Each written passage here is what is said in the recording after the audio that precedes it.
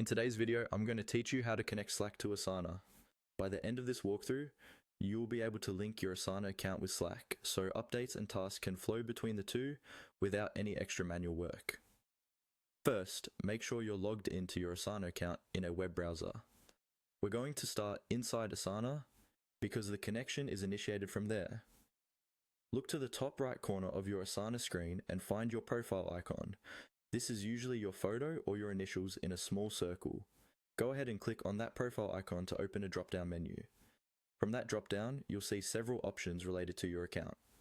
What we want here is your personal settings because integrations like Slack are managed from there. Click on Settings.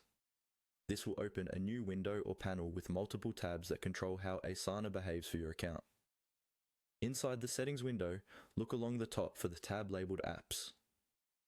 The Apps tab is where Asana gathers all the tools and integrations that can connect to your workspace.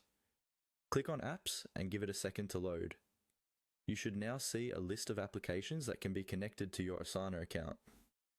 In that list, find Slack. Depending on your setup, it may appear under Featured Apps or in an alphabetical list of integrations. Once you've located Slack, look for a button next to it that says Connect. This button is what starts the integration process between Asana and Slack. Click on Connect. As soon as you click Connect, Asana will redirect you to an authorization page. This page is there to make sure you're giving explicit permission for Slack and Asana to talk to each other.